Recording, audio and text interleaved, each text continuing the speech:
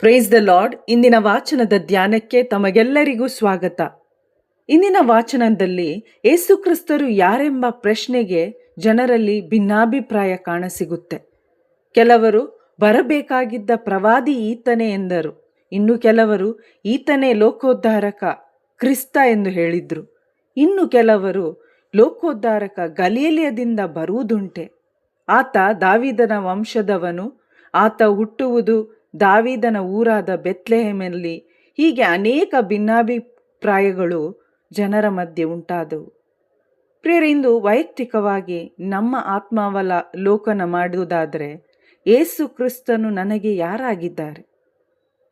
ಪ್ರಿಯರೇ, ಯೇಸು ಕ್ರಿಸ್ತರನ್ನು ಅರಿತುಕೊಳ್ಳಲು ನಮಗೆ ಬುಕ್ ನಾಲೆಜ್ ಇದ್ದರೆ ಸಾಲದು. ನಾವು ಡಿಗ್ರಿ ಮಾಡಿದ್ರೂ ಯೇಸುವನ್ನು ಅರಿತುಕೊಳ್ಳಲು ಸಾಧ್ಯವಿಲ್ಲ. ಯೇಸುವನ್ನು ಅರಿಯಲು ಯಾವುದೇ ಪದವಿ, ಇನ್ಫ್ಲೂಯೆನ್ಸ್ ಬೇಕಾಗಿಲ್ಲ. ನಮ್ಮಲ್ಲಿ ಒಂದು ದೀನ ಮನಸ್ಸು, ನಾನು ಯೇಸು ಕ್ರಿಸ್ತನನ್ನು ಕಂಡುಕೊಳ್ಬೇಕು, ಅರಿತುಕೊಳ್ಬೇಕು, ಇದೊಂದಿದ್ರೆ ಸಾಕು. ಖಂಡಿತ ಯೇಸು ಹೇಳ್ತಾರೆ, ನನ್ನನ್ನು ಅರಸುವವರು ಕಂಡುಕೊಳ್ಳುವರು ಎಂಬಂತೆ ದೇವರು ತಮ್ಮನ್ನು ಹುಡುಕುವವರಿಗೆ ಸಾಕ್ಷಾತ್ಕರಿಸಿಕೊಡುತ್ತಾರೆ. ಆದರೆ ಇವತ್ತು ನಮಗೆ ಪವಿತ್ರಾತ್ಮರ ಸಹಾಯ ಬೇಕು. ಯೇಸು ದೇವರ ಪುತ್ರ, ಅಭಿಷಿಕ್ತನಾದ ಲೋಕೋದ್ಧಾರಕ ಎಂಬ ಪ್ರಕಟಣೆ ನಮಗಾದಾಗ ಪ್ರಿಯರೇ, ನಮ್ಮ ಜೀವನ ಟ್ರಾನ್ಸ್ಫಾರ್ಮ್ ಆಗುತ್ತೆ, ಮಾನಸಾಂತರ ಉಂಟಾಗುತ್ತೆ, ರೂಪಾಂತರಗೊಳ್ಳುತ್ತೆ. ನಮ್ಮ ಜೀವಿತದ ಲಕ್ಷ್ಯ ಬದಲಾಗುತ್ತೆ, ನಮ್ಮ ಜೀವನ ಸೂಪರ್ ನ್ಯಾಚುರಲ್ ಆಗುತ್ತೆ. ಆದರೆ ಇವತ್ತು ಅನೇಕರು ನಮ್ಮಲ್ಲಿ ನಮ್ಮನ್ನು ನಾವು ಪರಿಶೀಲಿಸಿ ನೋಡಬೇಕು. ತಪ್ಪಾದ ಅರಿವು ಅಥವಾ ತಿಳುವಳಿಕೆ ಇರುವಾಗ ನಾವು ಸತ್ಯವನ್ನು ಸ್ವೀಕರಿಸಲು ಸಾಧ್ಯವಿಲ್ಲ. ಪ್ರಿಜುಡಿಸ್ ಅಥವಾ ಪ್ರೀ ಕನ್ಸೆಪ್ಷನ್ ಅಂತ ಹೇಳ್ತೇವೆ.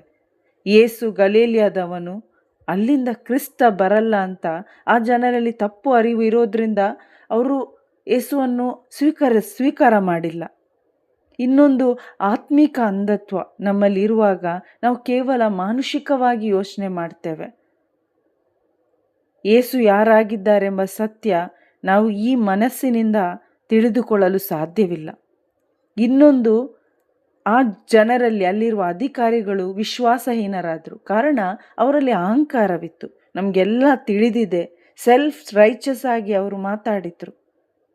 ಆದರೆ ಸಾಮಾನ್ಯ ಮನುಷ್ಯರಿಗೆ ಅಲ್ಲಿ ನಾವು ನೋಡ್ತೇವೆ, ಕಾವಲಾಳುಗಳು, ಅವರಿಗೆ ಯೇಸುವಿನ ಮಾತಿನಲ್ಲಿರುವ ಶಕ್ತಿಯ ಅನುಭವವಾಗುತ್ತೆ.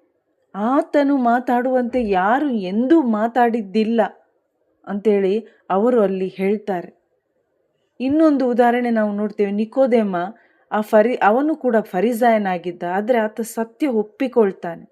ಹೇಗೆ ಆತನಿಗೆ ಸತ್ಯ ಒಪ್ಪಿಕೊಳ್ಳಲಾಯಿತು ಅಂತ ಹೇಳುವಾಗ ಇಲ್ಲಿ ನಾವು ನೋಡ್ತೇವೆ, ಹಿಂದೊಮ್ಮೆ ಆತ ಯೇಸುವನ್ನು ಕಾಣಲು ಬಂದಿದ್ದ. ನಾವು ಯೇಸುವನ್ನು ಕಂಡಾಗ ಖಂಡಿತ ನಮಗೆ ಯೇಸು ಕುರಿತಾದ ಸತ್ಯ ಮನವರಿಕೆ ಆಗುತ್ತೆ.